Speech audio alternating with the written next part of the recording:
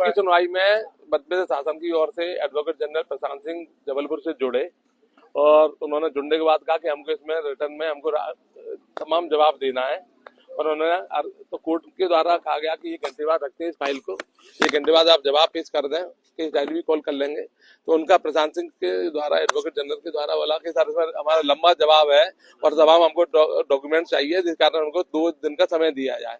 इस वजह से कोर्ट ने उनको कल के लिए समय दिया है, कल आप अपना रिप्लाई पेश करें और जब तक के लिए फिलहाल कार्रवाई स्थगित की गई है। तो कल लगेगी बेंच? कल लगी है, रजिस्ट्रेट है, ऑर्डर आ चुका है। जजेस की बेंच आज तो जस्टिस एलूवालिया साहब और जस्टिस सुरुति साहब, आशीष सुरुति साहब की बेंच डबल और कल भी रहेगी।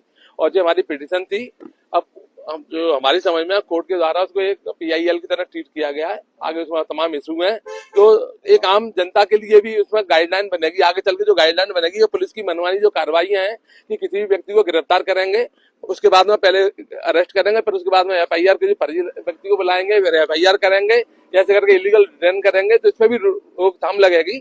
अब वकीलों के संग में हमारे संग में कर लिया है, तो इसमें कुछ ना कुछ जनता के लिए फायदा होगा। अनिल मिश्रा जी जेल जाने के बावजूद भी जनता के लिए कुछ ना कुछ इसमें अच्छा सा ऑर्डर करा के लाएंगे। क्या क्या मुख्य पॉइंट निकल कर आ रहे हैं इसमें, जिन पर आप ये केस है उसको लड़ रहे हैं? क्या क्या मुख्य? हमारे सबसे पहले ये है कि जब इनको 7 बजे गिरफ्तार करना बताते हैं, तब हमारे अनिल मिश्रा जी के खिलाफ कोई भी शिकायत, कोई भी केस पंजीबद्ध नहीं था। 8 बजे उनको पंजीबद्ध था, उनको राइटिंग में उनको सूचना देनी थी। गिरफ्तार करते ही आपको सूचना देनी है अरेस्ट व्यक्ति को कि आपको इस केस में, इस संबंध में आपको अरेस्ट किया गया और पूछताछ के लिए बुलाना है, तो तब आपको नोटिस देना पड़ेगा हमको। अगर किसी केस में आपको जांच में बुलाना है तो हमारे को नोटिस देने का प्रोविजन है 160 का।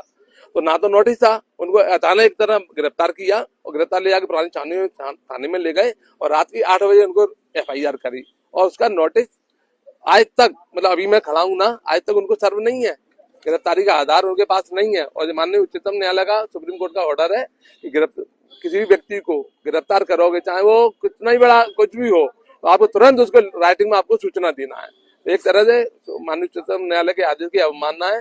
दूसरी बात, लीगल रिटर्न किया गया है, जिससे 41 के नोटिस के संग उनको छोड़ना था। छोटी सी धाराओं के केस हैं ये, उनमें उनको नहीं छोड़ा गया, मजिस्ट्रेट के सामने पेश किया गया। और ये जानते हुए कि छुट्टियां चल रही हैं, कॉम्पिटेंट जो SC कोर्ट छुट्टी चल रही है, तो मैं बैठेगी नहीं, इसलिए उनको जेल चले गए। अन्यथा अगर कोर्ट खुली होती तो उनको ऐसा बड़ा केस नहीं है, 2 मिनट के अंदर छूट के बाहर आ जाएंगे।